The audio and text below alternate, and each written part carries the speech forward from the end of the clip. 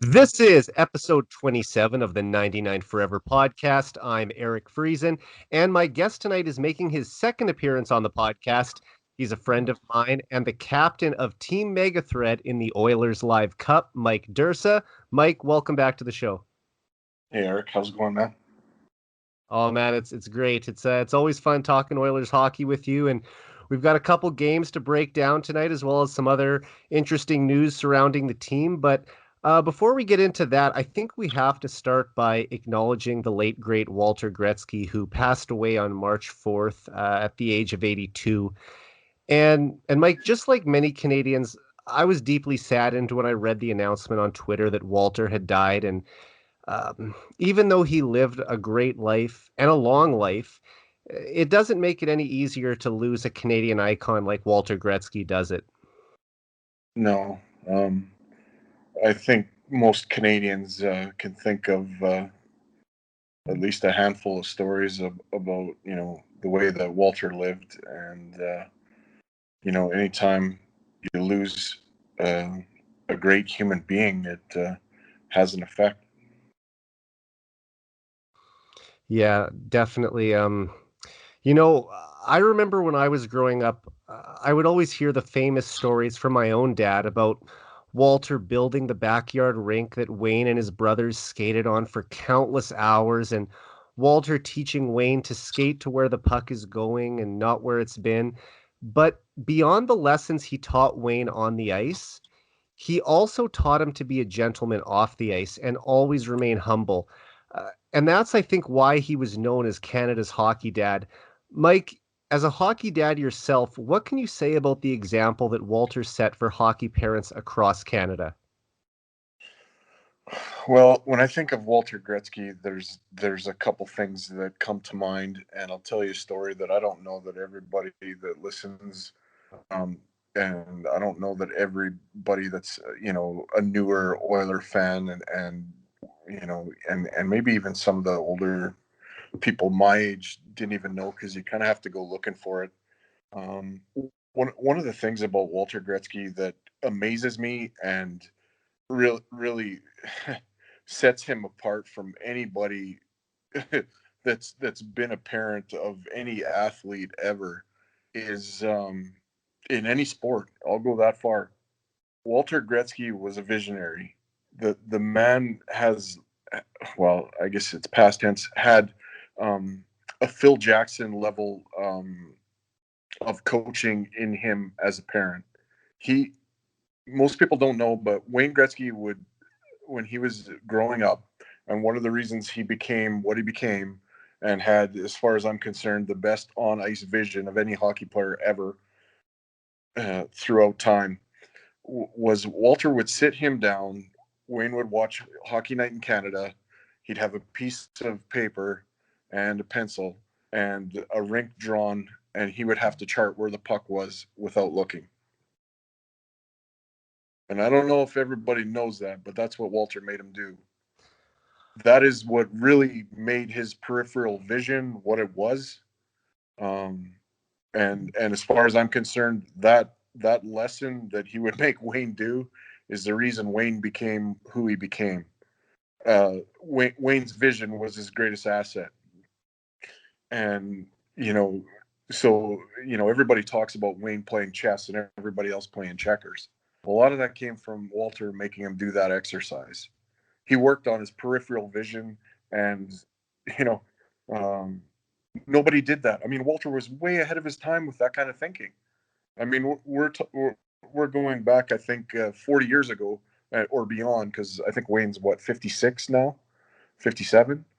Um, we're going back 50 years, I guess, to that level of thinking, and it's just it's that part of it with his hockey is amazing. The thing, I mean, so that's the hockey end of it from where I come from. That's the part that I'm just marvel at Walter Gretzky for that level of thinking. And the other part is the person that he was, and Walter Gretzky had time for anybody and everybody. Most people don't. Most people have time for people they know, people that are their friends, family, if you're lucky. Um, Walter had time for everybody, and Wayne Gretzky's a superstar, right? And he would make Wayne sign autographs when, you know, he was tired. It was the last game of a road trip, and if Walter was around, he would make Wayne sign for when they were supposed to be getting on a plane to go. He would all the time stuff became irrelevant for Walter. It was, you need to be in the moment. You need to care about people, and you know he's somebody that I think anybody and everybody should try to emulate and take a page out of his book and try to be like him. A special human being. So he will be deeply missed. Absolutely. And it's like you talked about, Walter probably played a huge factor in how Wayne became such a great passer of the puck. And I know Walter probably would never take any credit for it, but when you look at the nearly 2,000 assists that Wayne had in his career, um, those exercises, like you talked about, drawing with a pencil on the paper to see where the play was happening and where it was developing, and to have a better idea of where he should be on the ice to maximize his abilities. Those things Wayne carried with him his entire career. And um, yeah, I'm sure Wayne would be the first to say what Walter meant to his career. And those Gordie Howe and his dad were his two idols. Those were the two guys he looked up to. And Walter had a great passion for the game of hockey. I actually read recently that he was a very talented scorer at the junior B level back in the 1950s, but he was just too small to progress in his hockey career. So he embarked on a more traditional career as a working for Bell.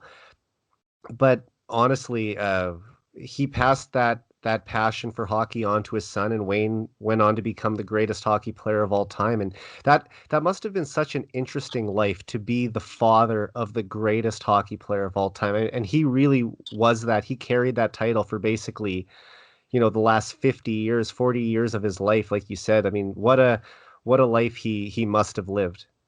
The what separates Wayne Gretzky though from a lot of other athletes that are excellent, or the best almost in their sport. I mean, that's kind of when you get into that kind of thing, I think it there's a little bit of, some people will think one guy is better, or whatever. But when you get into those elite level athletes, the top five in their sport, Yeah. um, most of the time those people carry themselves a little bit differently than Wayne Gretzky.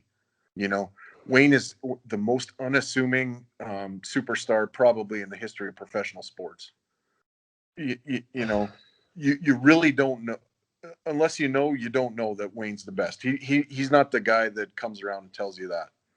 You know that No. he's humble, and that stems from Walter. I mean, that's his dad.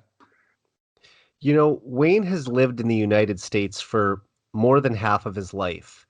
And right in the prime of his career, he was traded to the Los Angeles Kings. We're talking about Hollywood. There aren't many bigger places to play in North America. You could argue maybe New York City, other than Los Angeles. And for him to be on such a high platform where he was able to grow the game of hockey and be in such a major center like LA, he never lost those small town roots that Walter instilled in him. He always, just like you kind of said before, he always felt like a guy who was from small town Canada, and just that personality never left him. He always was Brantford's boy, and I think Walter probably deserves a lot of credit for that. Yeah, and I'm sure that at some point Wayne probably offered to buy his dad a different house, and Walter wouldn't have it. I'm pretty sure, like, I've heard a story that something basically to what you just said, he wanted to stay in that house. and that was the childhood home where Wayne lived. I'm pretty sure in the backyard now he did have a pool though. The old backyard rink was replaced by a pool in the later years. Yeah, later on they didn't need the rink anymore, so You they went know, up to 11. That's right. but other than that, can you imagine just to take a tour through the basement where all of Wayne's trophies, pucks, jerseys, starting from the time he was a small child playing novice hockey up until he retired in 1999, the amount of memorabilia in that house. I mean, it's got to almost rival the Hockey Hall of Fame in terms of what you could see down there. Well, it's been said, by famous people, and I think some people on Twitter, and I can't exactly remember who, so I won't give credit because I don't know who it's supposed to go to. But if you're listening, you deserve credit. But the Hockey Hall of Fame really should do a replica of that rec room because it's phenomenal. I did see that tweet as well. And if they ever wanted to expand the Hall of Fame and just honestly take the exact floor plan out for that basement and just make it, or even expand it, make it bigger. Because really, I've been to the Hockey Hall of Fame twice, and Wayne has one of the larger sections of any player in there for in terms of displays, but you could really give him his own wing of the Hockey Hall of Fame. And the For stuff in sure. Wally, yeah, and the stuff in Wally's basement could basically fill the entire room. Yeah. Um, I always wanted to make a trip out to Brantford, Ontario and meet Walter and hopefully take a picture with him. And I regret that I never had the opportunity to do that. And when I was watching his funeral on TV a couple weeks ago, the one statement that stood out to me the most was when Wayne said, "The world would be a better place if there were more people like my dad." Yeah. And from everything I've heard about Walter, he was such a sincere, kind, and funny man. So it's so sad that he's gone. And Mike, we could probably spend an entire podcast just talking about Walter and what he meant to the game of hockey. But just to wrap up, what are you going to remember the most about Walter Gretzky? Oh man. Yeah.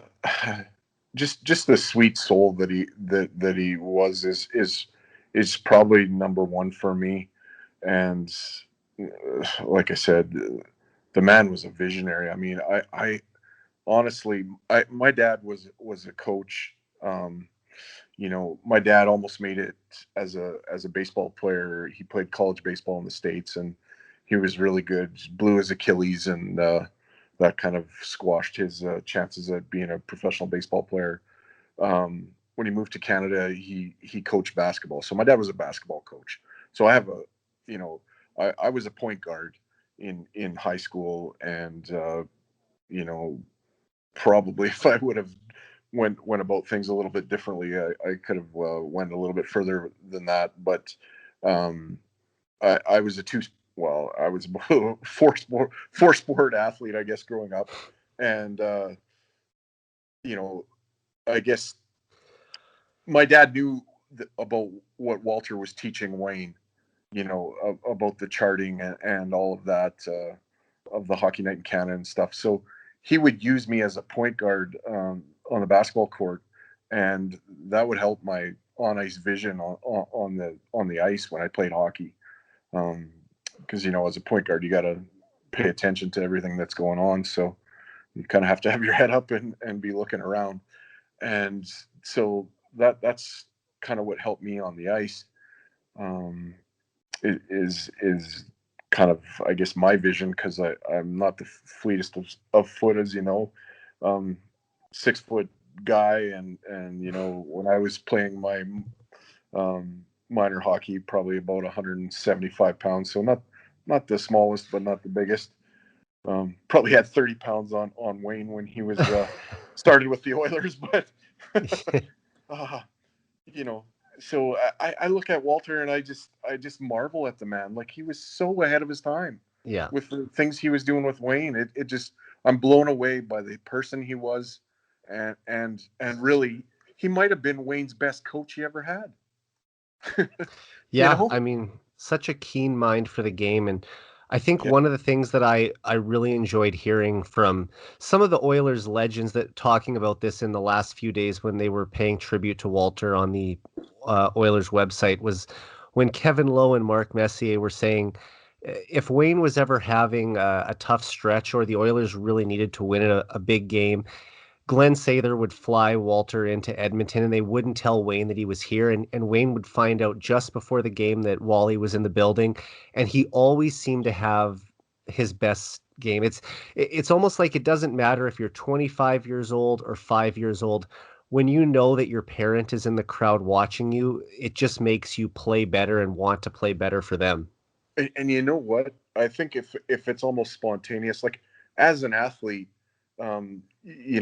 you're out there and you don't might not even know that he's there, but then you find him, and then it just sparks you, and it just I know the feeling a little bit because like when I was in grade 12, my parents lived about an hour and a half from where I was going to school, and every once in a while they would just show up in a gym where I was playing, and Right. it just calms you, and and what it really gets down to is it's about love, you Yeah. know, and you're at ease, and then away you go, and yeah, I always played better in front of my dad too, so I know what it's like That's awesome. Well, rest in peace, Walter. You will be missed. for sure. And now we're going to discuss the Oilers' two most recent games. So, after back to back losses against the Canucks and Flames, the Edmonton Oilers responded with two wins in as many nights over the Flames and Jets. And we'll start by breaking down Edmonton's 7-3 win over their provincial rivals on Wednesday night at the Saddledome. And look, we're going to be saying this a lot over the next 2 months, but that was the biggest game of the season up to this point. And after Calgary had pulled within 5 points of Edmonton, this was a game the Oilers absolutely had to win, wasn't it, Mike? You're probably not going to like my answer here. um, you know, go watching the '90s Oilers.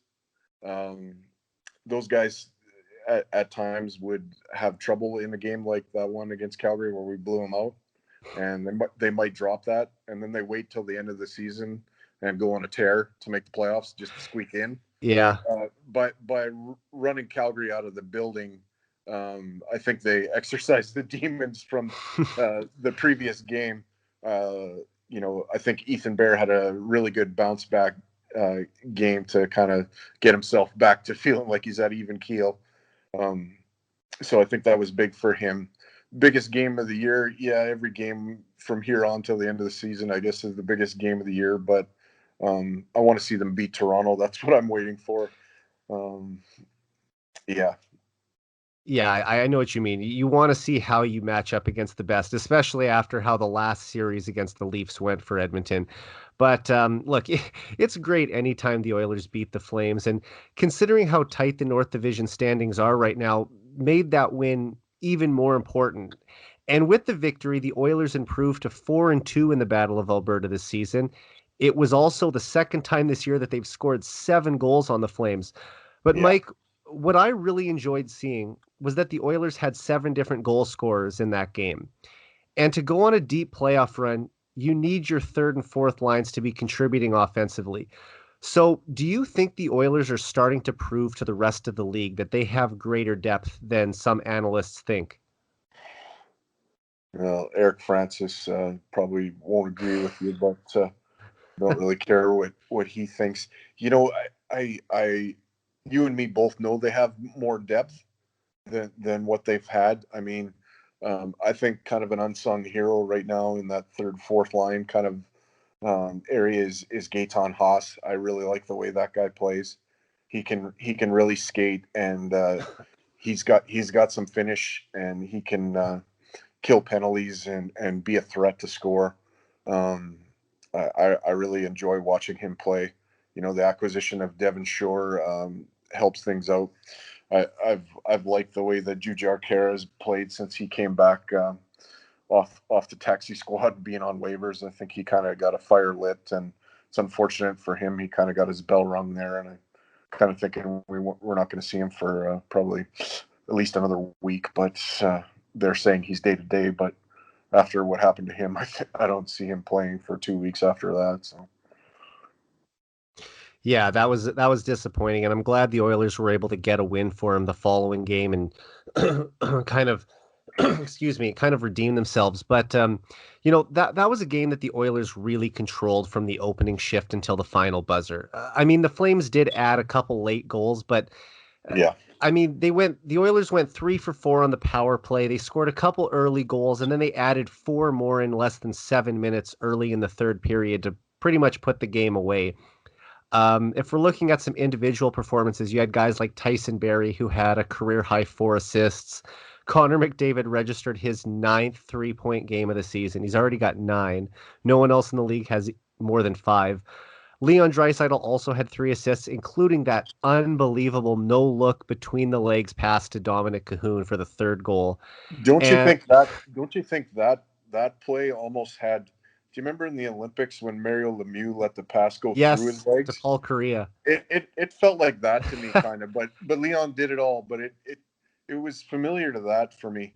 Yeah, in the 2002 Olympics when Lemieux could have picked up the puck, but he just let the puck sail right through, and Paul Correa Yeah, picked up the pass and roofed it to help yeah, Canada win gold. That was I yeah, can picture it exactly.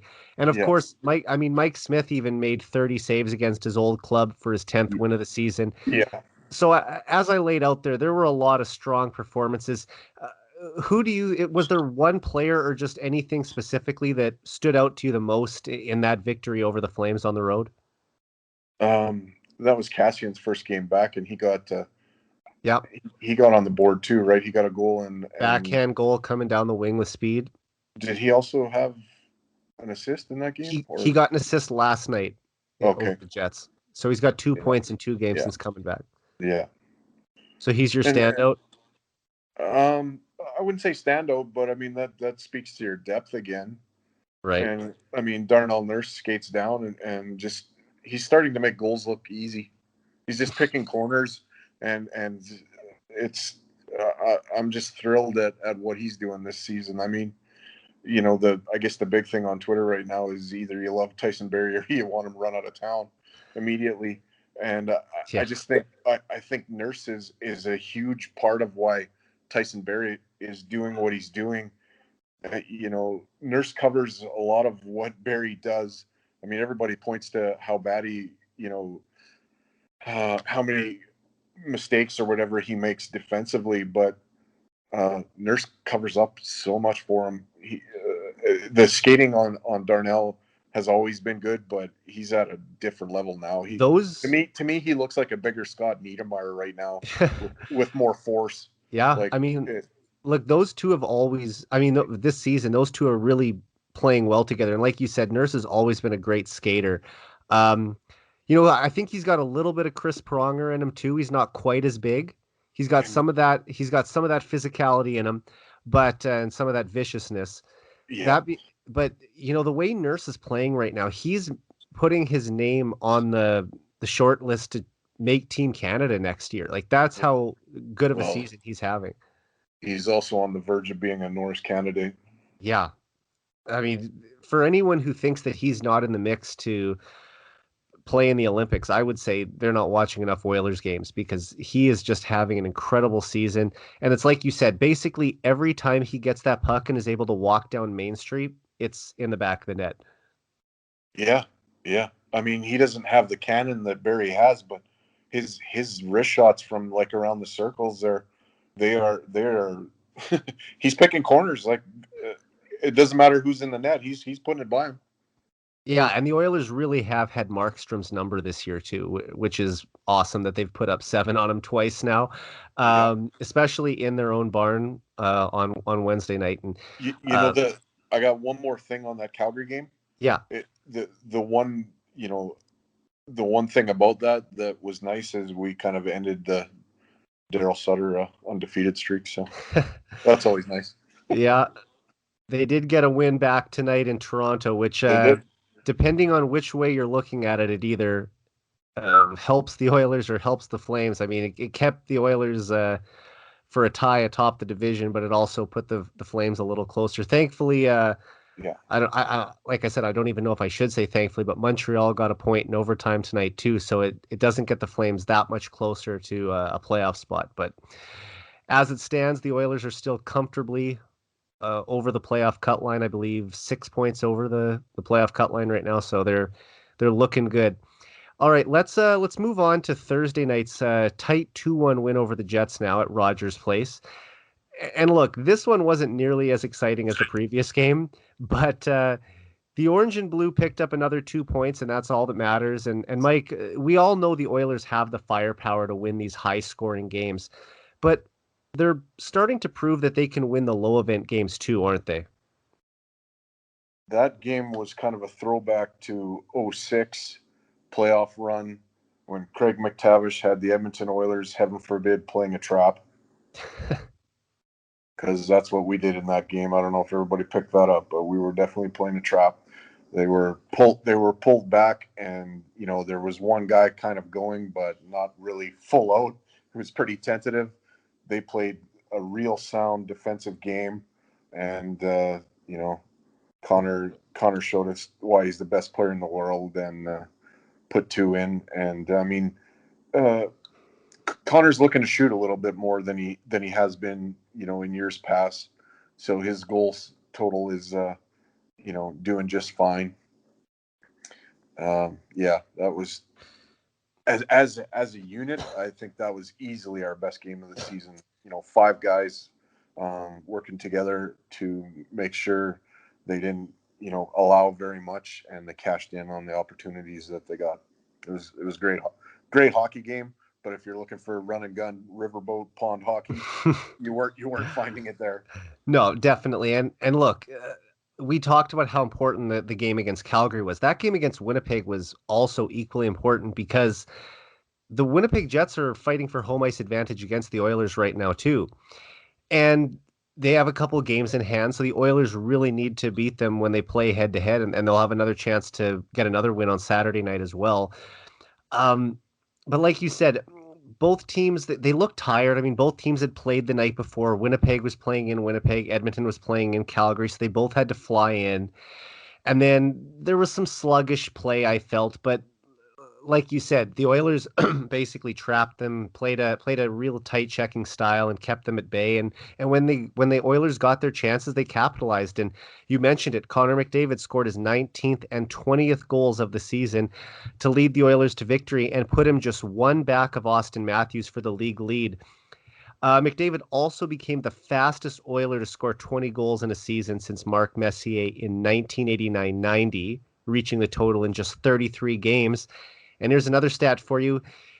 This one probably even more impressive. He was the first NHL player since Mario Lemieux in 1995-96 with at least 20 goals and 35 assists in his first 33 games of the season. Mike, McDavid is always amazing, but just what can you say about the historic season he's having in 2021? Um, yeah, I I I look right now, and you go across the sporting landscape, and over the course of time, and you look at kind of dynamic duos throughout every sport. Jerry Rice and Joe Montana, Tom Brady, Rob Gronkowski, Jordan Pippen. Scottie Pippen, Michael Jordan. Yet we've got that in Edmonton right now. Um, in the '80s, it was kind of Wayne and Yari. Well, not Wayne and a lot of people, but and we've got that right now. I mean, Pittsburgh's had success with Lemieux and Yager, and then Crosby and Malkin. These dynamic duos. We've got our dynamic duo in Edmonton with Connor and Leon, and enjoy it. I see people that go onto Twitter, and they're negative, about Tyson Barry or something, and I see it all as fog, and I kind of part it, and I look at Connor and Leon, and I just marvel, because they're special, and these kind of players come around, if you're lucky. Um, you get blessed. I guess I've been blessed with this kind of thing with the Edmonton Oilers really twice in my lifetime. You Yeah. know, there was the Wayne era, and now we're back in that kind of situation now. So the groundwork is there Yeah, I mean, like for special times. I'm never going to ever take for granted watching Connor McDavid or Leon Draisaitl play hockey. No, These guys are no, in my lifetime of watching the Oilers, which goes back a little over 20 years. They've never had anything close to this. And look, I was born in 1989, so I missed the glory years. I was alive for the fifth cup, but I didn't yeah, get to see Gretzky and Curry in their prime. And this is for anyone my age and younger, this is the closest that we have seen to what those glory years were like in Edmonton. And all we can hope is that they're going to have at least even a quarter of the championship success that the 80s Oilers had. And I mean, just by looking at the numbers here, McDavid is leading the league right now in assists, points, even strength assists, even strength points, power play points, points per game average, and multi-point games. He's also second in the league in goals, even strength goals, and power play assists.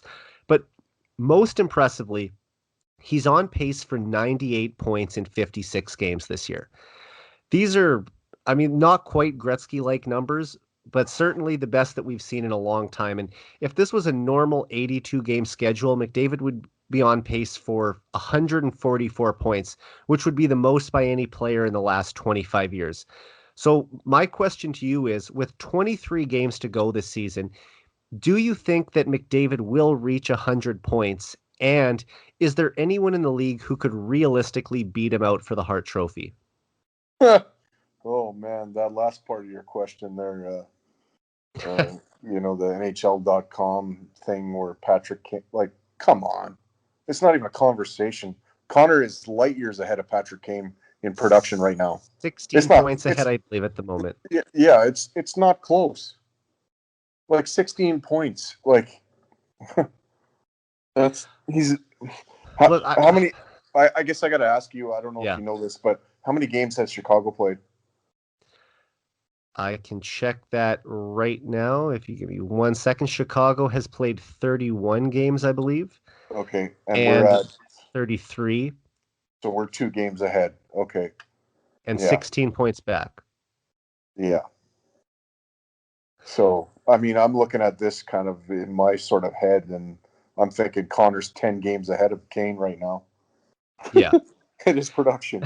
Like, I mean, it, look, here's the thing. I feel like in some sense the voters would look at a guy like Kane the same way they did with Taylor Hall a few years ago, and they're saying this was a team that we didn't expect to be in the playoff conversation, and they had this elite player who willed his team to get there, and that in their mind was deserving of the Hart Trophy over the actual Art Ross Trophy winner who was Connor McDavid in 2018. But with the Oilers comfortably in a playoff spot, and McDavid basically so far ahead of the rest of his peers in terms of scoring, yeah. there should be no debate that he's the runaway Hart Trophy winner, in my opinion. And I'm sure he's going to win the Ted Lindsay as well. The players know who the best player is. He's going to get that almost for sure. And I just hope the writers realize what an incredible season he's having in Edmonton this year, too. See, that's part of the thing that gets a little bit messy, more so this year probably than any other year in years past, is Eastern writers they're not awake to watch Oiler games, and you know, for the most part, and we're in the North Division, so these American scribes that they're not watching them. They're missing out on just, you know, you got guys like Adrian Dater in Colorado, and you know the time zone's basically the same, and he'll still think that Nathan McKinnon's the best because that's where he works. Like, I mean, Connor basically gets abused because he plays in Edmonton. It's I mean, let's be real. It's basically a travesty of the game. But I know how Connor thinks. He us fans take it personally. I think Connor's one and only goal is some silver hardware, and that's it. Stanley Cup. Yeah. I look, he's going to win a ton of individual awards in his career. He's already got 5. He's going to add at least 3 more this year, maybe 4 if he ends up stealing the Rocket Richard Trophy as well.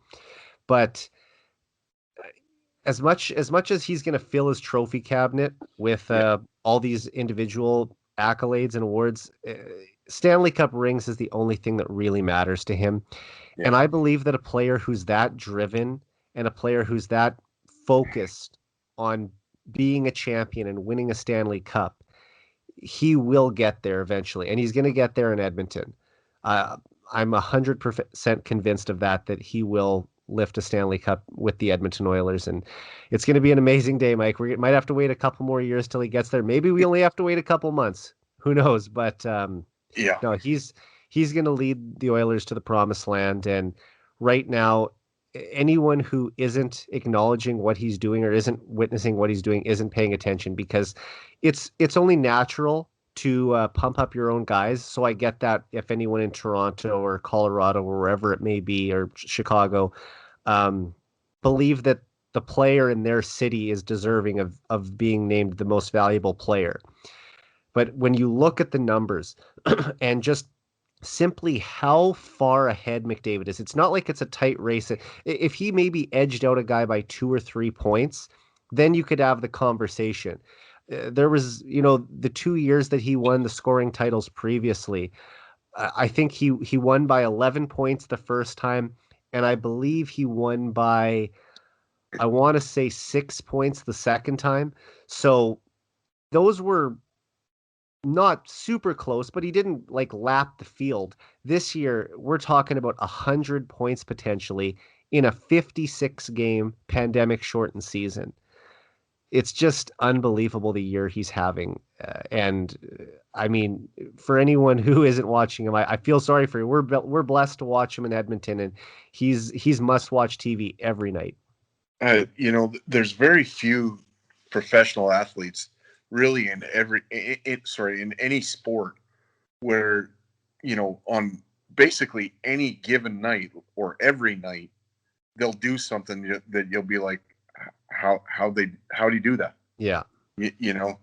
And Michael Jordan was that guy. I was just going to say that. I know you're a big Michael Jordan guy. I was going to wonder if you would tie this back to him. Yeah. Connor McDavid is that guy. It's like you've got, I saw Pavel Bury, and what he could do.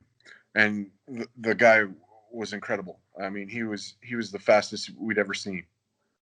Connor, is on a whole different level. And with the puck, Connor too. does it with the puck. Yeah. And Connor's like breakaway speed, 2 strides and you're not catching him. Like it's unreal how fast the guy can go.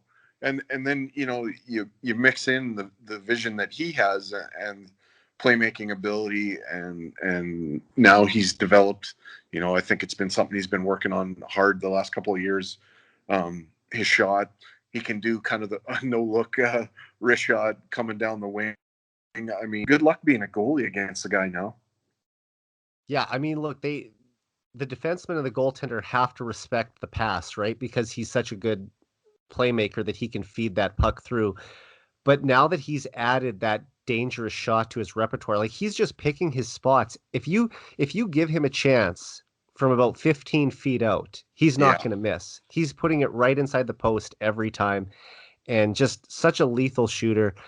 He might not have as much velocity on his shot as some other guys do, but the shot placement, it's unbelievable. It's almost similar to Gretzky in a sense. Like, Gretzky didn't have a cannon either, but he could pick corners and had a real gift for knowing where to put the puck. Connor has more zip on his shot than Wayne did. Yes. Nugent Hopkins is an accurate shooter. There's more on what Connor's putting on net than what Nuge has. It's a notch up from that. Yeah, great snapshot for Nuge too, though. But yeah, I can't see anyone taking the Hart Trophy. He's going to run away with it. I mean, realistically, he better. He better. I mean, the guy had 97 points in 64 games last year, and that was coming off a major injury. This year, he's probably going to be in that same range in even fewer games. So just unbelievable. All right, I'd like to get your thoughts on the Oilers' three most important pending UFAs this summer now. And those are, of course, being Ryan Nugent-Hopkins, Tyson Barry, and Adam Larsson. We just talked about Nugent-Hopkins a minute ago, so let's start there. TSN's Ryan Rishaug tweeted this week that Ken Holland and Nugent-Hopkins agent Rick Vallette had a lengthy conversation about signing a new contract, and previous negotiations were reportedly in the $6 million to $6.5 million range, and it was my hope that they would have been able to just get a contract extension out of the way before the season. That way they wouldn't have to worry about any of this. And obviously the flat cap has had an impact on all contract negotiations around the league. That being said, Nugent Hopkins is currently fourth in team scoring with 25 points in 33 games this season.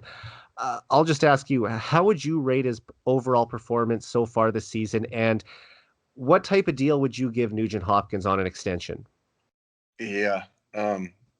I think if I'm Ken Holland, you're rolling the dice a little bit, but I think I would wait to do an extension a little bit here, because when is the expansion draft? In July. Yeah. I think I'd wait till after the expansion draft to finalize an extension. You run the risk of him, getting claimed. Getting claimed. He doesn't have to sign there. Just because Seattle takes him doesn't mean that he can say, well, you guys picked me, but I'm signing somewhere else 2 weeks from now. Right. So I think you wait till after that kind of, because doesn't Seattle have to claim somebody off our roster? They have to take an NHL player off every roster in the league except for Vegas. So if you wait till after the draft to deal with his extension, then you don't have to worry about losing him to them. Unless they sign him as a free agent. I would be more comfortable having him. I mean, I don't think that Seattle would be Nuge's ideal landing spot. That being said, it is relatively close to his hometown. And I mean, I just don't think at this stage of his career, when he wants to win a Stanley Cup after, Right. It just doesn't seem like where he'd go. I think I would take that risk, and I would deal with him after the expansion draft is done. And my guess is Seattle probably wouldn't even touch him anyway, knowing that it's unlikely he would sign there. They have a better chance of taking a guy like Caleb Jones, who is under contract. Right. But if you don't have to protect Nuge because you don't have him signed, you run the risk of losing him, yes, but it's one other player you can protect. And if you think you're going to get somewhere with this contract with him, then I would take that risk of dealing with him after the draft. That would be my GM move. Maybe it's silly, but and I don't want to lose Nuge either, because the way I look at it is you've got a guy that has the hockey IQ, the wheels. I know he can put the puck in the net when he needs to. He's fairly durable as a player, knock on wood, and all of that stuff. And you can put him throughout the lineup. I also know that if one of either McDavid or Draisaitl gets hurt, you got a guy that can fill in as a center. Yeah, I mean they don't have enough centers as it is. Yeah, I think that's a huge advantage, and I think having that versatility is the reason why I try to do what it takes to re-sign him. I also think with him, he's been used to, for the last 6 years, making $6 million a season. So people that think he's going to take a pay cut to stay here, I think that's unrealistic. So I think his contract does come in the $6 to $6.5 million range, and probably we're looking at the 6.5 because most people want to raise after working for a place for a while. Yeah. And what could he command on the open market? I'm not sure, because it is COVID times, and there's a flat cap, but I don't think he's going backwards with what he's making right now. I really don't. I think there's a valuable commodity in Ryan Nugent-Hopkins. Teams always overpay in free agency. I feel like he would be able to get more money somewhere else than Edmonton would be able to pay him. Yeah, if he really wanted to chase as much money as he possibly could. But I don't think that's going to be his primary goal. I look at something else from a longtime Oiler fan perspective, and I can't think of one Oiler that's had a significant career here that's played their whole career here. So he could be the first, and I'd be okay with that as a fan. Uh, And setting that as a precedent, I don't think is a bad thing either. the closest would be both Ryan Smith and Kevin Lowe. Both guys started their career in Edmonton, and both guys ended their career in Edmonton. And they share the franchise record for most seasons as an Oiler with 15. This is season number 10, excuse me, for Nuge. Yeah, So if he were to sign a 6-year deal and play all 6 of those years, yeah, he would likely not only pass Kevin Lowe for most career games, but he would pass Smith and Lowe for most seasons as an Oiler. Like, there's the yeah, whole thing online, keep Nuge forever, right? right. So this is a situation where he could be the first guy to go start to finish with Edmonton. Yep. And as a fan, and the type of person Nuge is, and really the type of player he is, I would be more than happy for him to play his whole career in Edmonton. I Yeah. realize that this is professional sports, and basically everybody has a price, but in that $6 to $6.5 million range for him, I've got no problem with that as a contract for him. Yeah. I realize there's been a little bit of 5-on-5 issues this season, but I still think he's a valuable player, a valuable commodity, and we're halfway through the season. When the games start to get more important, Nuge is a heady player, and I want him in the lineup. Absolutely. And look, I don't think we can talk enough about how valuable Nugent Hopkins is to this Oilers team. He might not put up the ridiculous point totals that Connor McDavid or Leon Draisaitl do, but he's coming off back-to-back 60-point seasons in 2018-19 and 2019-20, and he likely would have got there again this year if not for the shortened schedule due to the pandemic. He also has the ability to play center or left wing, which makes him even more versatile. And look, he's a permanent fixture on the power play. He's among the team's best penalty killers. And perhaps most importantly, he wants to be in Edmonton. By all accounts, this is where he wants to be, and he wants to win here. Nuge, like, he's the longest serving player on the Oilers since he was drafted in 2011. And he's stayed very loyal to this organization despite being on mostly losing teams over the past decade. And I think that he sees that this team is finally headed in the right direction. So, in my opinion, Nugent Hopkins has definitely earned a raise on the $6 million per year he's been making since 2014. And for any fans that are worried that he might not live up to his contract if they sign him long term, just keep in mind that the salary cap could be as high as $100 million by the time he's in the final years of that deal. Once we get out of this pandemic, and once the new NHL TV contract in the United States kicks in, and with Seattle coming into the league, there's going to be money coming back into the league at a higher rate, and we're going to see that salary cap start to climb again. Also, because of his intelligence and skating ability, I don't think that he's going to have that big of a drop off as a player once he gets into his 30s. So I'll Right. say Nugent Hopkins agrees to a 6-year deal worth 6.5 million per, which he deserves. And I think that still sets him up to get another contract after that one when he's about 34. Like, he could still sign another 3-year deal that takes him to 37. So my hope is that he finishes career in Edmonton.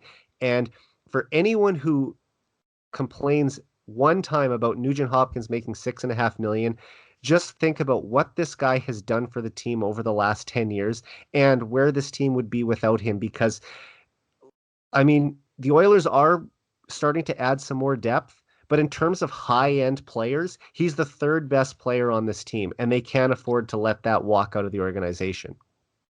Well, I will definitely say he's the third best winger on this team, or center.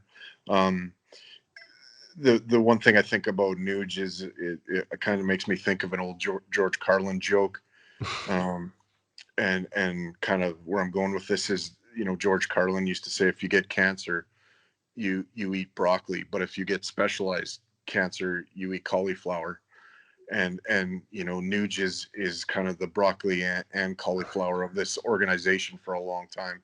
He's the anti-cancer in the room. He's the cancer killer. I there you won't you're hard pressed to find a better guy in the dressing room than Ryan Nugent Hopkins. You know yeah, he takes a couple of penalties a season that maybe make you shake your head, but he's a disciplined player, he's a heady player, and he's a valuable asset to the Edmonton Oilers.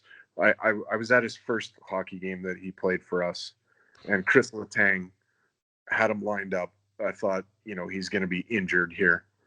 And he kind of, Letang was coming at him just 3 strides away. Nuge let him get to within 2 strides, took 2 steps to the side. Letang crashed into the boards. And that was Nuge's first game. And you're remembering that back from October 2011, almost a decade ago now. Yeah. Yeah. I also remember him scoring the tying goal with about a minute left in that game to send the game to overtime. Yeah, and I think Ryan Smith actually took a penalty, and that was Ryan Smith's first game back as an Oiler. It was, yeah. And Pittsburgh ended up winning, I believe, in overtime. And I also think that Sidney Crosby wasn't playing that night for Pittsburgh. Trying to remember how it ended, but I do remember the goal for sure that Nuge scored in his first game. Smitty got ejected in that game, if I remember correctly. Always played with a lot of grit. Yeah. One of my favorite players growing up. Well, actually, my absolute favorite player growing up when I was in my teens. All right, let's take a look at Tyson Barry now. And Mike, I was really excited when Barry signed with the Oilers on a bargain 1-year deal back in October, and I expected Barry to come in and contribute offensively and replace Oscar Klefbom on the power play. But he's exceeded all expectations so far. The guy currently leads the league in scoring by a defenseman with 30 points in 33 games. How impressed have you been with Barry so far? And if you were Ken Holland, would you bring him back next season? Oh, the $1 million question that seems to be that's a hot topic on Twitter. Yeah, I mean, there's nights, I guess, in the Tyson Barry's going to do something that's going to be catastrophic, and you're really not going to like him. I think back to the one game where he sort of gambled at the red line, and it led to a 3-on-1, and Nurse was the guy back, and he took the puck carrier, kind of dove to try to take away the pass, but pass got into the slot, and I believe Nuge or something actually should have picked up the guy in the slot, but a little bit of a lost assignment there, and ended up in the back of the net, which a 3-on-1 usually should anyway. So that night I was like, we need to bench Barry, and of course Tippett, being a head coach in the NHL, not some guy watching on the couch, kept him in the lineup, and the next night he redeems himself by racking up the points and being an offensive threat. And there's the skating isn't there, but I mean there's a little bit of Paul Coffey too, the offensive game. There's similarities. I mean, Coffey not so much, I guess, in kind of their abilities, but Paul Coffey would do things offensively that made him into a game breaker. But Paul Coffey would also do things defensively that made Glenn Sather nuts. There's a little bit of that with Tyson Barry. High risk, high reward. But on some nights you reap the rewards of the risks that he takes because of the plays that he makes, because of the risks that he's taking. And some elite players will do the same thing. I mean, Alex Ovechkin can do wonderful things in the offensive zone, and then when he was younger in his career, would do things in the defensive end of his zone that would make you shake your head. You get that with Tyson Barry, but I think one of the things that is working. I mean, a lot of people preach that they want to see Nurse and Bear. Yeah. That's safe. That's safe for hockey, and safe in tight games is probably the way to play sometimes. But sometimes you need to go on attack, and if you take away Nurse from Barry, I don't think Tyson Barry is as effective as he is. I think it's a relationship between the two of them, where if Barry goes on the assault, Nurse has got his back, and vice versa. And Nurse's skating covers up a lot of the deficiencies of Barry's skating. Barry's passing can help Nurse's passing, although I think Darnell put in so much work over the summer on his whole game. He's not making the passes that end up being 5-6 feet away from who he's trying to hit. A It's lot of never his been his best passing skill, is, right? But it's more on yeah, the target now. yeah, yeah. And it might never be his number one skill either. But I don't he I did don't think have to so. increase that level of his game. Yeah. Yeah, yeah, and it's workable. I mean, so if you put Barry with uh, another left shot D like Chris Russell, um, lower in the lineup, or Caleb Jones, um, Lagesson. Um, I just don't think those.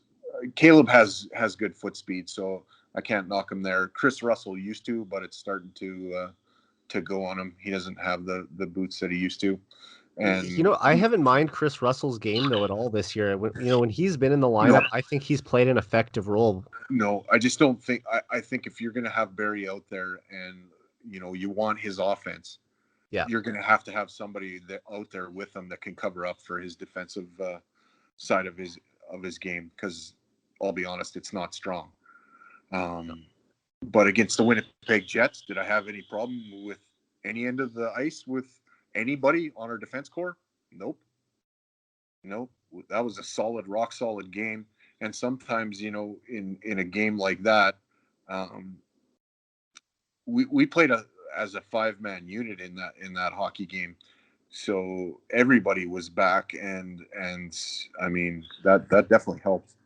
But if it's a little bit more open, and and he's pinching and he gets caught, that's he can't recover, So just because he doesn't skate well enough to recover.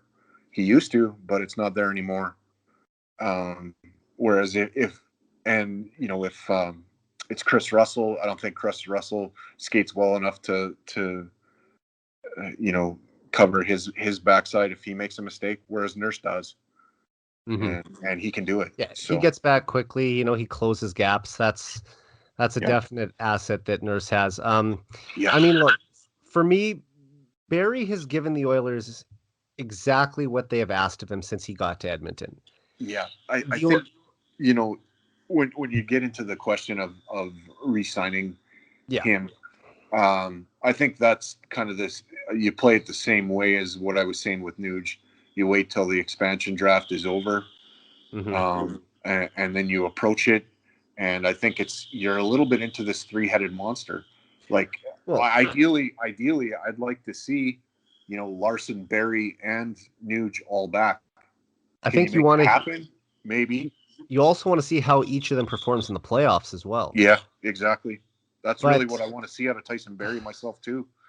the thing that scares me a little bit is that after looking for a player like Barry for so long, and that now that the Oilers finally have one, to let him just leave in free agency seems like a mistake. Now, like you mentioned, his defensive play is inconsistent, but in my opinion, he's more than made up for it with his offensive production. And I know almost everyone wants Holland to get McDavid a pure shooter on the wing, and maybe that should be the top priority. But I also think that it's just as valuable to have a guy like Barry on defense who could contribute on the power play, who can rack up the points with them. And I mean, when Wayne Gretzky was at the height of his powers in the 1980s, like you said before, the Oilers had Paul Coffey on the blue line. Yeah. And since McDavid arrived in Edmonton in 2015, the team has never had a defender with 60-point potential until Barry this year. Now, I'm not saying Tyson Barry is on the same level as a Hall of Famer like Paul Coffey, but I think it's no surprise that McDavid has the highest points per game average of his career this season. However, the Oilers also have a high-end defensive prospect like Evan Bouchard waiting for an opportunity. Right. And when he was drafted, they had him in mind to be the Oilers' number one power play defenseman. And at this moment, Barry is blocking his path a little bit. But just because those two players have similar abilities doesn't mean that the Oilers can only have one of them. I think that you could still sign Barry and have Bouchard kind of learn under him for a couple of years and Yeah. still Bouchard, Yeah. while he has all this upside, he's still only 21 years old. You have Barry, who's 29 and is having the best season of his career, really, or at least on pace to. I would try to keep both of them, and if the money works, then bring Barry back. And it would be my preference to sign him for under $5 million a year on a 3-year deal. Like if they could get him for 4.5 times 3, or even 4.5 times 2, that would be just perfect to sort of give Bouchard that extra time to grow into the player that we all think he's going to be, instead of asking him to be that at 21, or I guess he'll turn 22 early next season.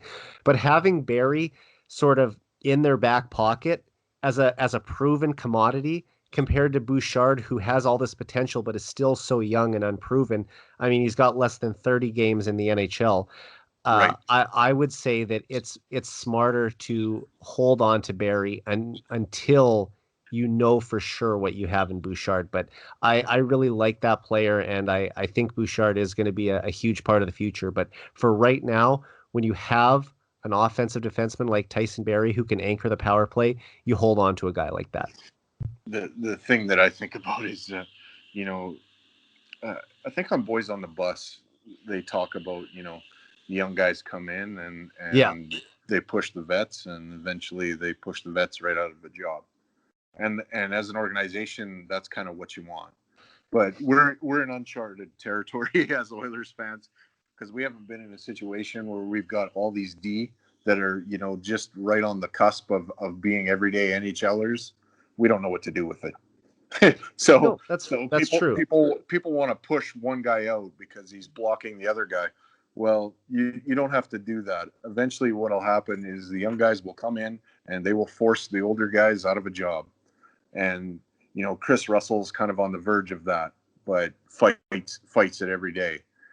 Adam Larson was on the verge of that, and then he picked up his game, and now you want him back in your lineup, because really, if you don't have him and you don't have Nurse, there's nobody that can do the mean and nasty stuff on the team. And the mean and nasty stuff in the game is always going to be there, so you need those guys that can do that. You Yeah. can't. I've thought this a long time. People would. There's lots of the guys online and that chart goals for, against, and all that, and probabilities of so and so being on the ice. There comes a time in the game where you need to be able to push people out in front of the net. You need to break up cycles and take the puck away and go the other way. A lot of that kind of stuff right now isn't really charted. And you've got two guys really that do the lion's share of that kind of stuff. And William Lagesson is on the cusp, because I think he's learning from Adam Larson. But it's Larson and Nurse are the nasty SOBs to play against, and I feel like you need that. I love Oscar Klefbom. He's a great guy, and I hope that he becomes a part of the lineup again, because I think that really helps the left side next year. But I don't think you can win a Stanley Cup with 6 Oscar Klefboms. I think you can win it with 1, but I don't. You know what I mean? I don't think you can clone that player and have that guy specifically as your defense. Well, you need. I don't think it gets it done.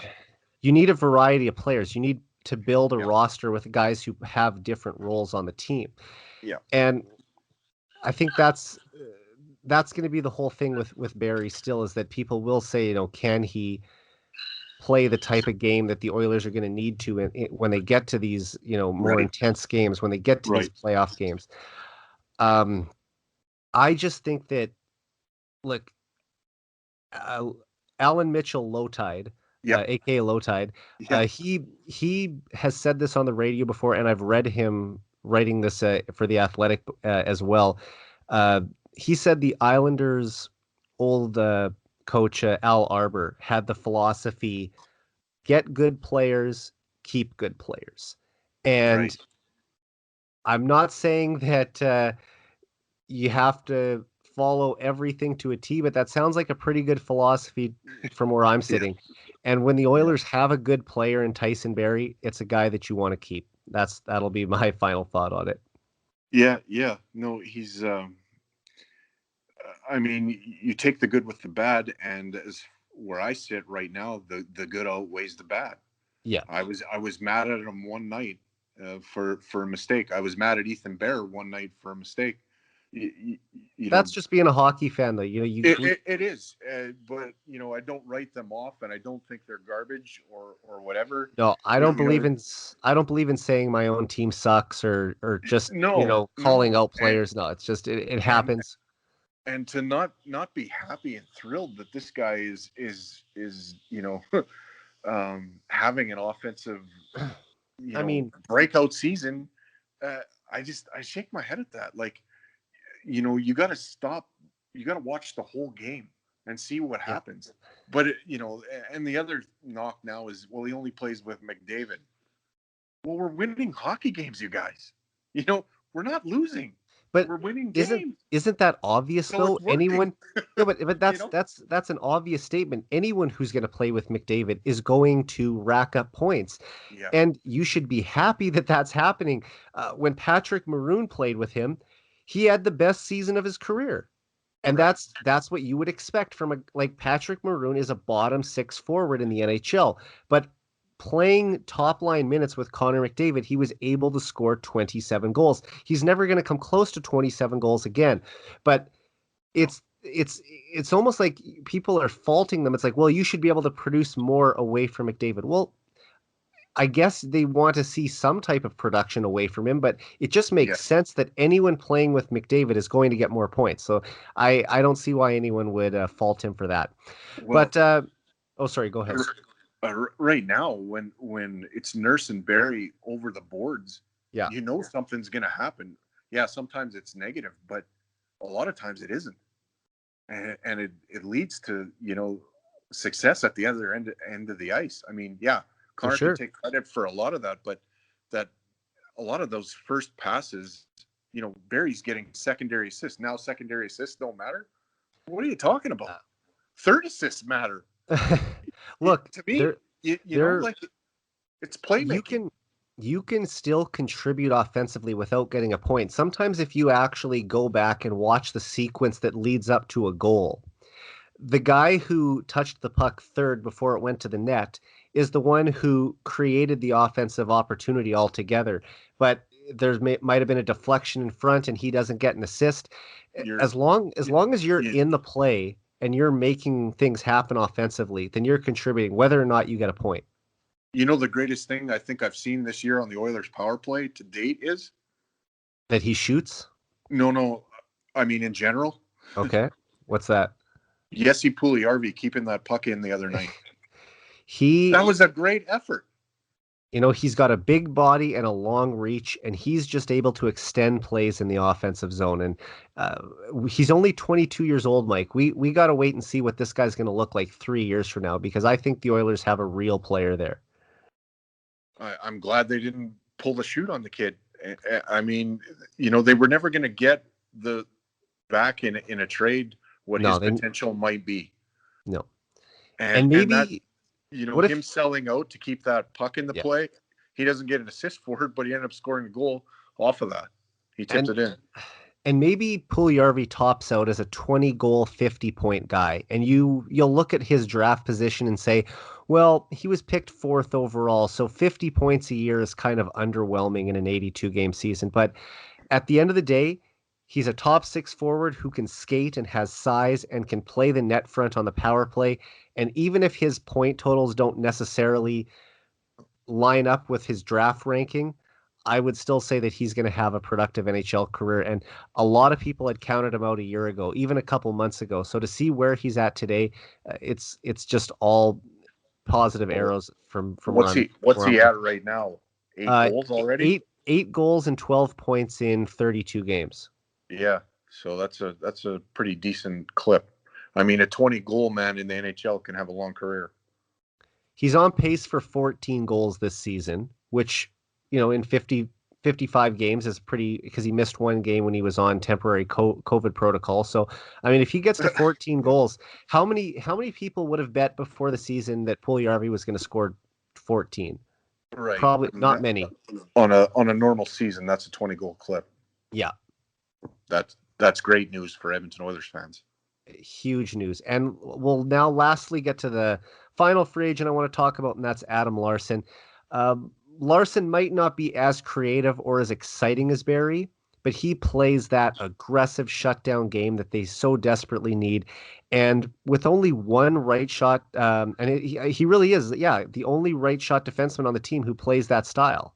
Because you look at the other guys, they're different. They might be a little They're more puck movers offensively and inclined. shooters. Yeah. But when you get into important games, and as we get down the stretch here and into the playoffs, Larson's going to be a guy that you are really going to be glad you have on your roster. And I just want to get a thought from you. After a couple off seasons, he's really bounced back this year. Now, he's had some shaky moments too, but overall, I think he's been pretty solid. And I want to get your take. How have you liked Larson so far this year? And would you re-sign him as well? The IKEA Gator. Yeah, he's definitely got some Jason Smith in him. You got my reference. Yeah, he's Swedish Gator. And you need that. You need that type of player. Like in the playoffs, when those games get nasty, you need some nasty, and he does have some nasty in his game. There, and when things get chippy and he takes a couple of sticks, he gives it right back. he He, he's he got a, learned he's got a mean streak in him. learned from He's not. Scott Stevens in New Jersey. Yeah, yeah. Had him No, as a coach early in his career, and I don't think he ever lost that. and of the three free agents that you're talking about that are coming up, Yeah, he's probably the one guy that right now is on a great contract, but you can probably get away with not having to give him a raise. You can probably give him $1 you might million even be able to pay give him cut. less. Yeah, you probably could. So on that, in that respect, I think you definitely pursue that. Maybe harder even than the other two, just to shore that part up. I mean, he had an injury and he had his father pass away, Yeah, and I think his confidence was, not not there.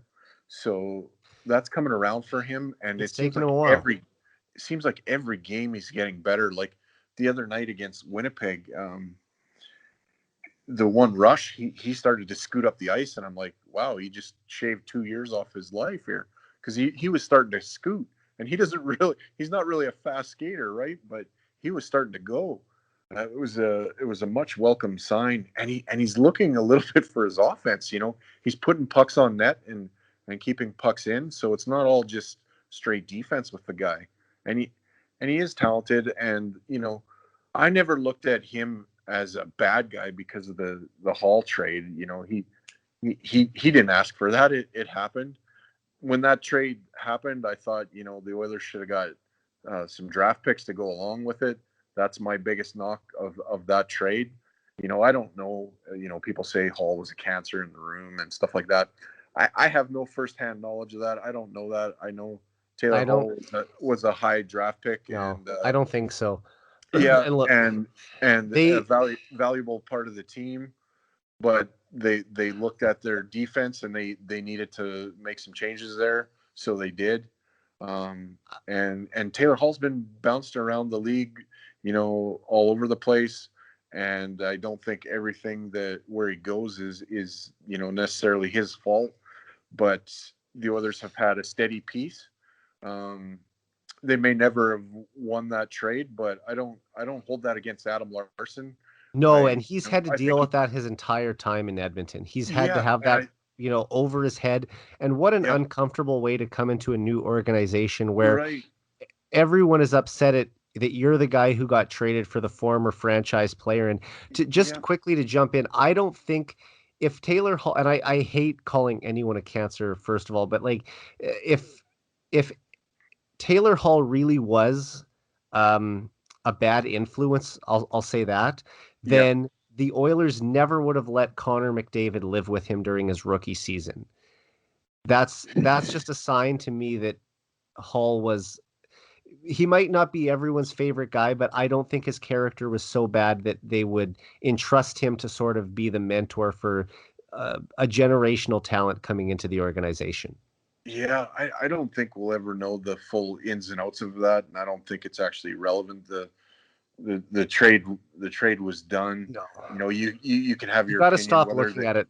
I yeah, know New yeah, Jersey won. New Jersey won the trade, but also look what happened the following season. Adam Larson played a big role, and he scored two oh yeah, goals in one oh game yeah, against the Ducks in the playoffs, including a game winner. He was a yeah. reason why they made the playoffs that year, and I just, if they do decide to bring him back, I mean, There's he's nobody that's handled a trade like that with more oh, character he's and so class calm. He's so than calm under pressure. For a guy who has yeah, that physical edge on the ice, he's just so subdued off the ice. right. And look, with young guys like Ethan Bear and Evan Bouchard on the right side pushing for ice time, two guys who also make a lot less money and like you said, move the puck better. I could see the Oilers moving on from Larson. But then all of your right shot guys play a very similar style, and I think the team Yeah, would yeah. they would just sorely be missing his strength and Physical viciousness, the presence. physical Yeah, presence he brings on the back end, yeah, uh, especially when you go up against a big, heavy team in the playoffs and there isn't a lot of open ice and you have to win those 3-2 games. Plus, I really think Holland values his veteran players. So when it comes to re-signing guys, I think it might happen after the expansion draft, but Larson is a guy who I would give a 3-year deal to worth 3 million to up to 3.5 million because, like I said, he's Bear still young too. Bear is going to be just barely 24 when the season starts. Bouchard is going to turn 22 early in the season. Uh, yeah, sorry, Bouchard. I hope I said that right. Bouchard's going to turn 22. Bear's turning 24. Like those are still very young guys and guys without a lot of NHL experience. I mean, it's funny. Bear might be the same age as Connor, but Connor's been in the league for 6 years. Ethan Bear, this is just Right. his second full season, and it's a shortened season too. So he doesn't have a ton of experience, and I think that Holland will want to have an Adam Larson type player who has been around the league for a decade, a guy who has played 400 games in the NHL, and a guy who has been in some playoff runs. Let's not forget he went to the Stanley Cup with the Devils in his rookie season back in 2012. So having a player like Larson on the right side is a good bet in my opinion, and I think that they will bring him back. Yeah, it's and there's an opportunity there to get him for I think for less than what you're Exactly. you're It's like you currently said, paying for they him. might get a haircut on him. I kind of think going after that is a bit is probably the no brainer actually out of the three. And let's not forget the Oilers, I believe, have 26 million coming off the books this summer. So, that some of that money does have to get spread out to filling out the rest of their roster. But bringing back a guy like Larson on less than what he's already making, plus we don't know what's going to happen with Oscar Klefbom. Is he going to play next season? Will he not? Yeah, Uh, maybe Legason turns into a younger, cheaper version of Larson, although he's not even that much younger. It just he stayed in Europe for several years before coming over. But I do think that this team is starting to really build a strong defensive core, and you've got guys like Broberg coming. yeah, You've got Samorukov who's injured now, but he's coming along. There's a lot of talent on the way, and I don't mind having Larson as a big, strong stopgap until those guys arrive. Yeah, and the Lindstrom, and Yep. they keep They keep find, finding these guys. I mean, yeah, yeah, it didn't work out so well with Joel Persson, but right, I mean, these are the bets that you want to take. Finding these guys in Europe, finding a Joachim Nygaard who can be a taxi squad forward for you, finding a Gaetan Haas yeah, after a decade in the Swiss league. I mean, look how well he's yeah, been this year since yeah. getting over COVID. I just, I enjoy seeing that guy on the ice. I yeah, mean, he can skate, and he's got a set of hands on him.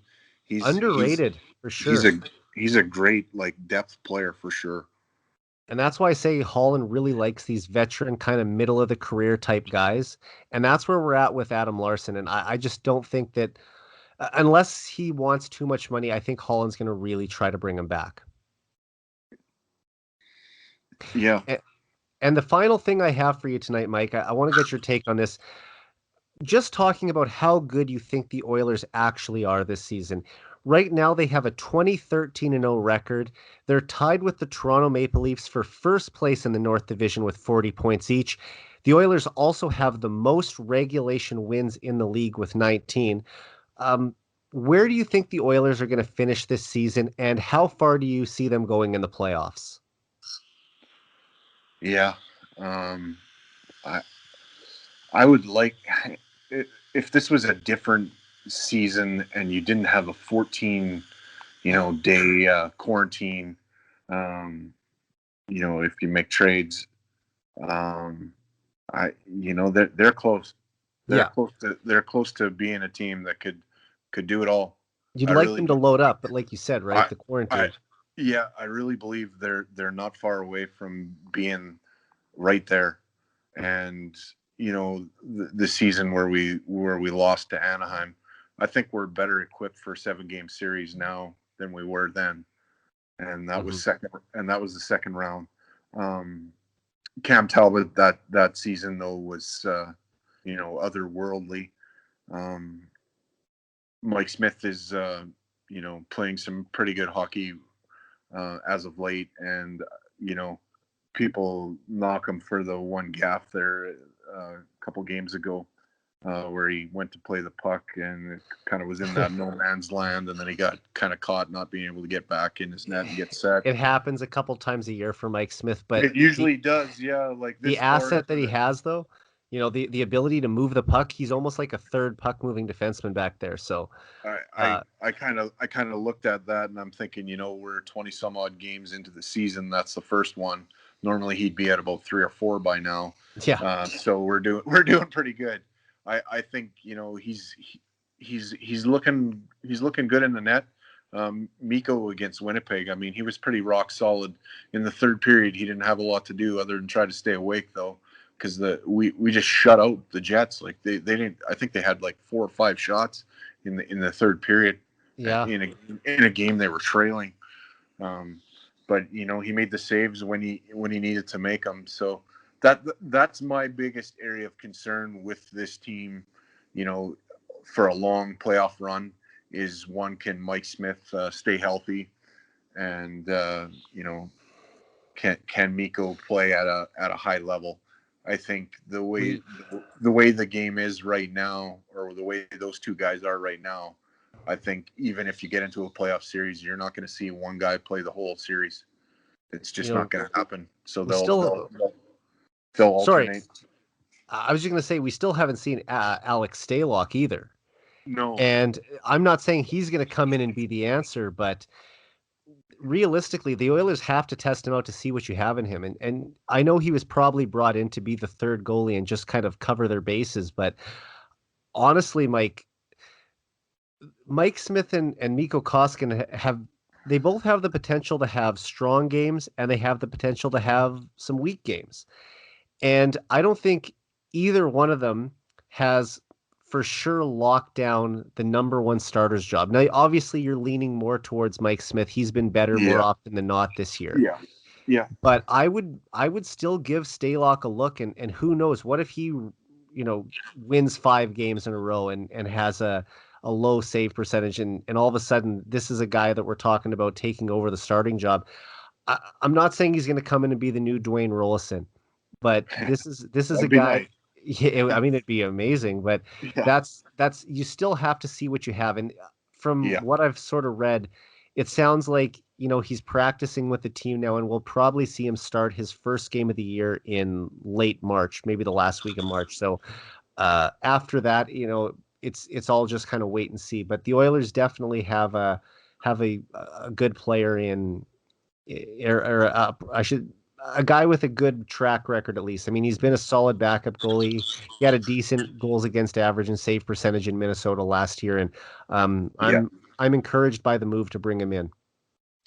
Yep. It's I I wonder if that might have been a move for the expansion draft as well, It or could. just extra coverage for if Miko I mean, or Mike gets hurt too. you're only allowed to protect one goalie in expansion, and right now Mike Smith is going to be a free agent, so you don't have to protect him. And if it comes down to who you would protect between Stalock and Koskinen, I think the Oilers protect Stalock, if nothing else, just because you might want Seattle to take Koskinen off your books so Yeah. that you get that $4.5 million cap relief. Yeah. But I just, there's so many good goalies around the league that, teams are going to want to protect. I can't see them. I can't see Seattle making Mikko Koskinen their target, with all due respect to him. I like Mikko, but there's just going to be better options out there. That's just the reality of it. And hopefully, Yeah. if the Oilers were ever able to capitalize on this, they could trade with another team that has two goalies. Because if I'm a team like Columbus or New York or some of these teams that have multiple goalies that you're likely going to lose one of them, why not Yeah. trade one right now for an asset as Yeah. opposed to lose one for nothing? And then the Oilers could protect that guy and say, okay, here, have Stalock, have Koskinen. Right. This is a chance for them to really take advantage of the market. And we haven't heard if Ken Holland has pursued this path, but I would not be surprised at all if he's explored the trade market and tried to see what it would cost to bring in a goalie. Yeah. I kind of feel like there's two areas where I would be fishing for if you really want to make a run, and that's in the net to try to get an upgrade there, and the other one is you know A a winger. stud left wing. Yeah. Yeah. And maybe they've got one coming in Dylan Holloway, right? The That. Yeah. potential for Holloway, a nominee for the Hobey Baker Award, Yeah. had was one of the best players in college hockey this year. The Oilers have a good one on the way, and that's another great move by Holland. And Yeah. Yeah. whether he arrives this spring, next season, or a year from now, So they've got a really talented prospect there. whether you're going to go down that road, or you swing for the fences at Anaheim for Yeah. Ricard Raquel or something like that, either way, I believe you're still going to have a 14-day quarantine to deal with, and so I think if you're going to do something like that, you get on it right away, because that you factor in that quarantine time, and then you give a week after that for them to get up to sort of NHL speed before they can start playing some games. And I think you want a little bit of continuity with playing with the other players before you know face game one against Winnipeg Jets or Toronto or And when you who look, the other ever makes the playoffs, right? yeah, and when you look at a guy like Raquel or some of the other free agent forwards, or I shouldn't say free agent, trade trade bait forwards around the league who you could potentially target, what would you be giving up or be willing to give up to bring one in? Like, would you be interested in parting with the first round pick if you could get a forward who's under contract for at least one more year, which Ricard Raquel is? He's signed through next season, I think, for like 3 point. I can't remember if it's 7.5 million or 3.85 million, something like that. Like, is that an attractive option for you? Should the Oilers be sacrificing a little bit of the future to load up for right now, because Connor McDavid is in his window? We're talking Yeah. about prime McDavid years. Yeah. Is it worth it to say, let's sacrifice a little bit of the future to bet on right now? I think if you're going to do something like that, and you're going to go after Ricard Raquel, and I like him as a player. It's hard to say that I like anybody from the Anaheim Ducks after what happened, but Yeah. he's a tenacious guy that can put the puck in the net, and I'm a fan of that kind of player. even Ryan Getzlaf kind of intrigues me a little bit in the twilight of his career because he can win faceoffs and he's just a bitch to play against in the playoffs. But could be a third line center for Edmonton, right? Yeah, if you make a move like that, though, I think you best be really going for it, and you got to shore up your goaltending. Yeah. If you make it a two-pronged move where you get Raquel and a goalie that is proven to be lights out when you need him to be in the playoffs, yep, do it.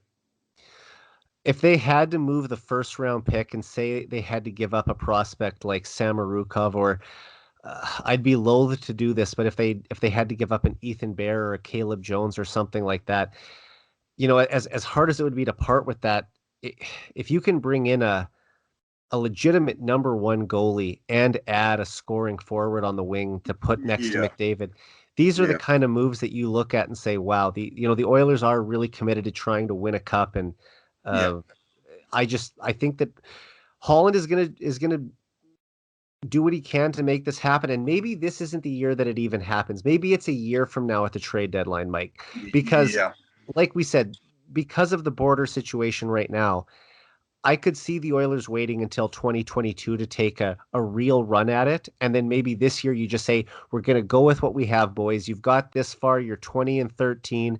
Let's ride it all the way out and see where we go. I think that next year McDavid's going to be 25, and now you're getting to the mid-20s, and this is the time. This is the time that you need to start being a contender for Stanley Cups. I kind of feel in my head, honestly, Eric, that Holland might be patient this year because of the quarantine situation. I sort of feel in my head that when Philip Broberg is a rookie in the NHL, he's also hoisting a Stanley Cup. By the time he gets there, they're going to be that good. And I think that's 2 years from now. You're saying 2023 Stanley Cup in Edmonton. Yeah. Well, Mike, I think we can't think of a better way to close out the podcast than that. Well, lots of people probably already stopped listening because they want it quicker than that. You know what?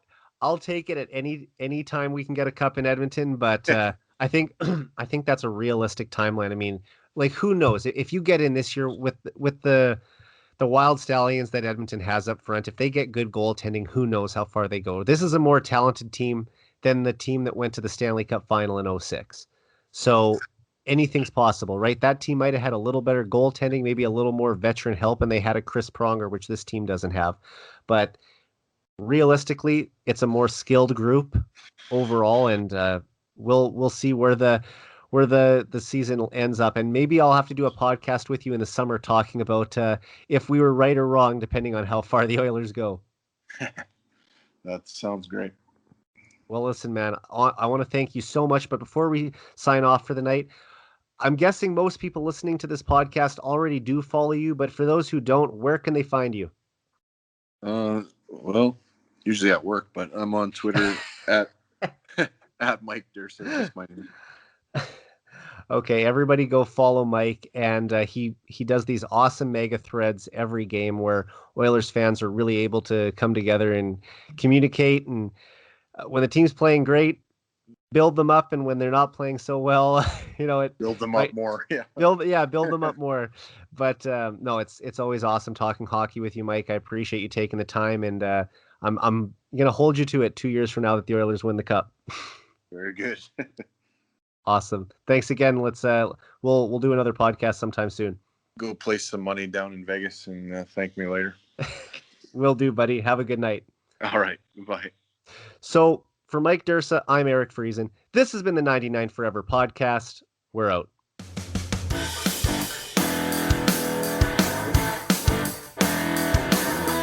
Oilers Live.